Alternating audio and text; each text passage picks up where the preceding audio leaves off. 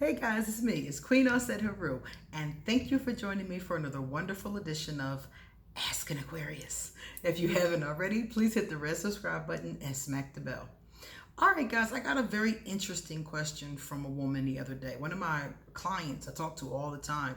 She's going through the healing process. You know, she's trying to heal her heart chakra, and which is what this rose quartz is for. I love rose quartz for the healing of the heart chakra, and my ring has rose quartz in it too.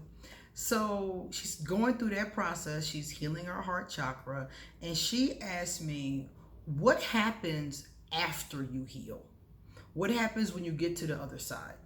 Because it's very infrequent that we meet people who've been through a healing process. You know, most of us know people who need to heal, not very many of them who are in the process of healing.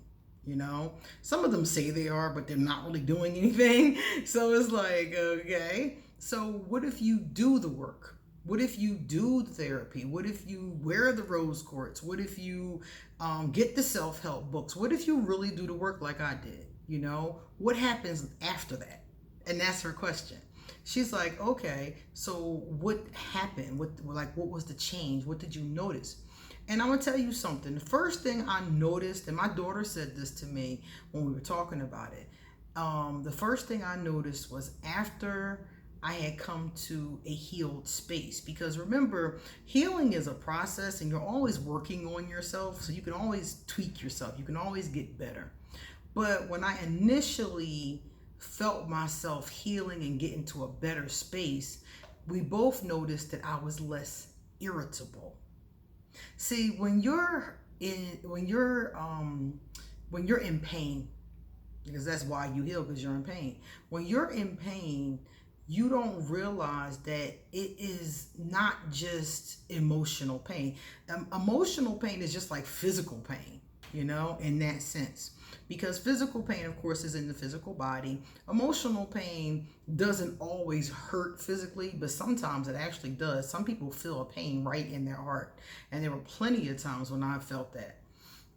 I remember somebody was telling me they thought they were having a heart attack, and they found out that they were just, they were having basically a panic attack from being upset about something that happened.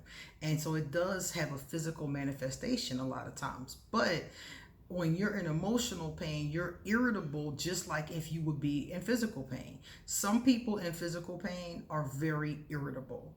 And you're wondering why a person's so nasty, why they got such a stank attitude. Well, they got a bad back. They got a bad knee. They got a bum hip. And they're always hurting. They got fibromyalgia. And not all of these people are always angry and irritable, but some of them are. And you're wondering, why is so-and-so unagreeable? It's because so-and-so is in pain, physical pain or emotional pain. You see? So the first thing we both noticed was that I wasn't as easily irritated. I wasn't as quick to be irritable, because back in the time frame that I'm really thinking, when I was in the thick of pain, I was very irritable and I wanted to be alone. My daughter was the only person I really would have around me often because she was soothing to me. She was a little girl. So she was very soothing and loving and sweet, And she said that she noticed, because now she's grown, she said that she's noticed that gradually I got less and less irritable, less and less quick to anger. I rarely cuss people out now, And she said that she watched me get, less and less so. So the first thing that you will notice is that when you don't feel the emotional pain anymore, if you are irritable or sometimes even cranky, even, you're less so. When I wake up, I used to wake up like, I gotta do this, gotta do that. It's Monday morning. A lot of people wake up like that. But after you heal, a lot of times you wake up like, oh, I wonder what's going to happen today. You wake up curious. You wake up kind of happy because you don't wake up irked. You don't wake up with this chip already on your shoulder. So you get up like, okay, I wonder what's going to happen today. I wonder what's going to go on, because you're thinking that the best is going to happen because good things happen. But when you're in pain, it's the other way around. You're not as optimistic. So you're pessimistic and you're gloomy and everything's a pain in the ass, you know, and it's another meeting, another conversation. Everything's annoying to you, you know, and this doesn't happen with all of us, but this is what happens with many of us. So some of you may experience this, some of you that are in pain, that is, or have been in pain before, you may recognize some of these things. So that's the first thing that you'll notice, is that you'll have a lot of times you'll have a more optimistic view about life, and things that used to be a chore won't be so bad. Like, I used to detest Mondays. Now Mondays really aren't that big of a deal. I don't really think about it anymore. You know, I used to dread it on Sunday night. Now I don't really think about it that much, you know, because Mondays used to mean going to work and having to deal with all the crap that I was dealing with. Now Monday is just like Sunday. You know, I'm gonna do some videos, I'm gonna talk to some cool people, and I'm gonna move on. So it's not the same vibration, but that came with me changing, me healing, you know. Another thing you'll notice is that your vibration changes. So because your vibration changes, who you attract changes. You'll attract, usually from my life, I've attracted less worrisome situations, less negativity, less things go wrong too. I've noticed that since the vibration shift, like, some people will be like, oh, don't do that because this is going to happen. And then I do it and nothing happens. You know? Or somebody might tell me, well, you don't want to do that because it could cause this. And then I experience it and everything is fine.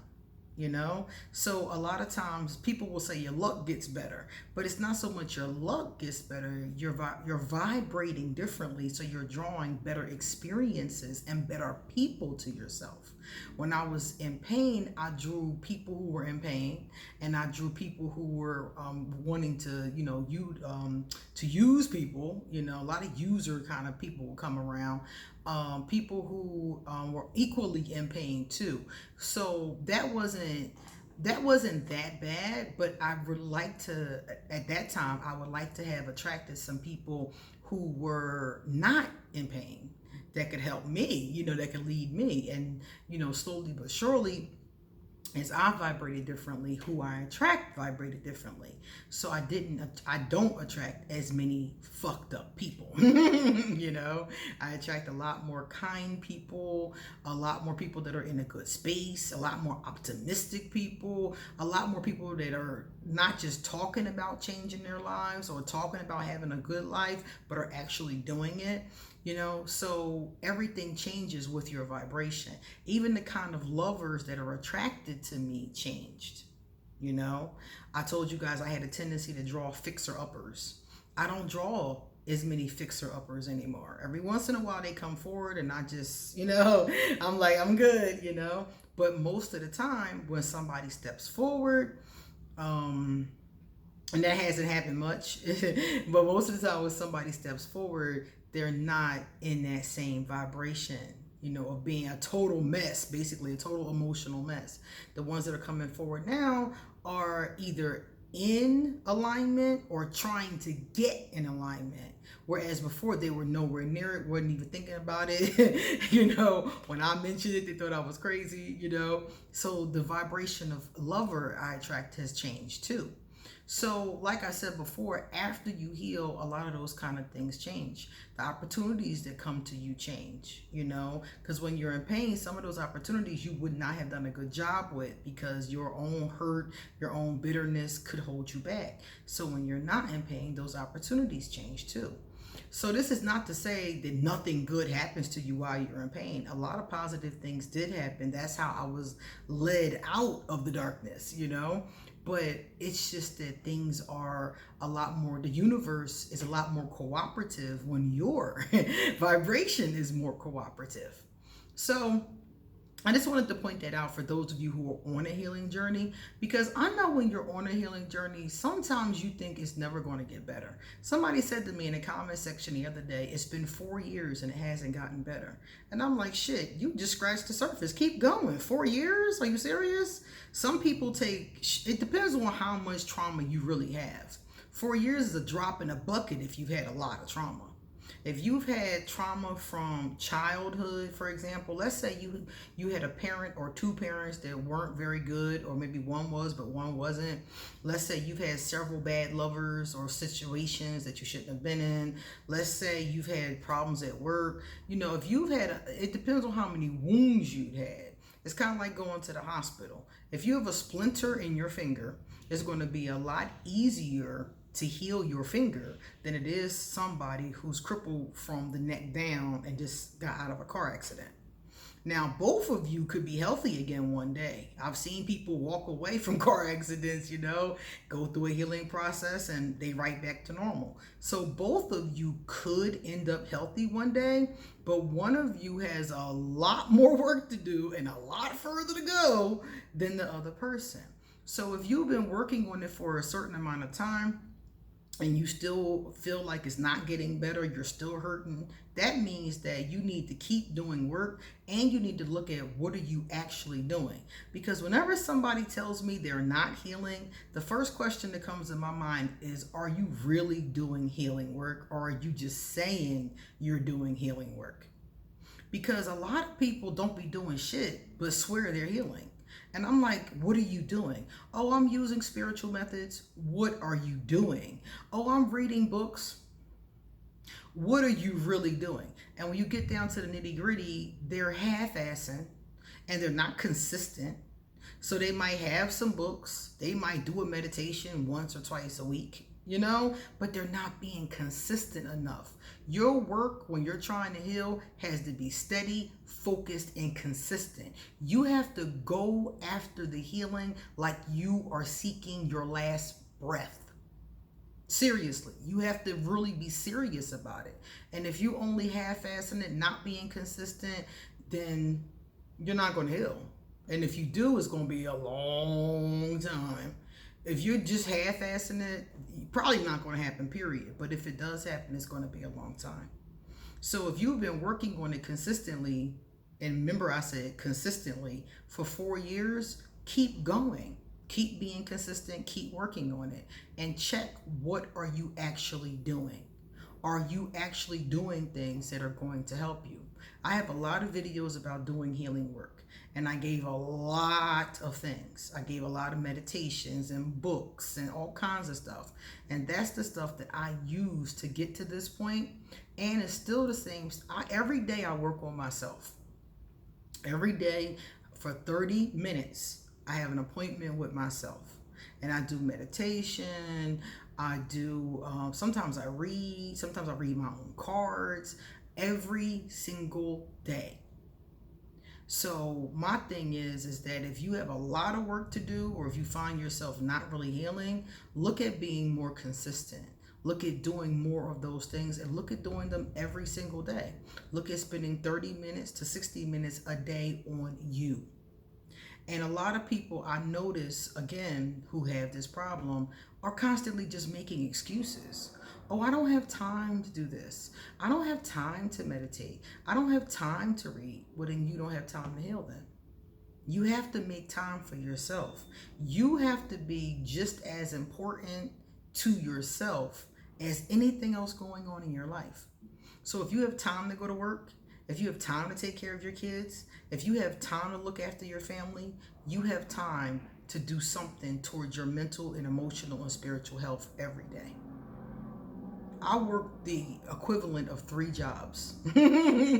Seriously, that's basically what I do. I do readings, I teach English classes, and I do YouTube videos every single day. It's the equivalent of having 3 jobs. I get up at 4 a.m. I start at 5 a.m. And by about 5-6 p.m. is when I'm usually finished with everything. So if I can make time for myself in the midst of all of this, you can give yourself 20, 30, 60 minutes a day to work on yourself. Otherwise, you might as well just give up. Just decide to stay in pain, just give up, because you're wasting your time. Okay? So that's what happens when you're done, and that's how to get done. All right, guys, it's time for me to get going. So if you have gone through a healing process or are going through a healing process, please tell us in the comments section how your process is going. What are you actually doing? Are you being consistent? Are you seeing any progress? Because sometimes progress is really small. Are you seeing any at all? If you're seeing any, then you're going in the right direction. Okay, guys? All right. I'll see you all soon. Come back very shortly because I have a lot more to say. See you later.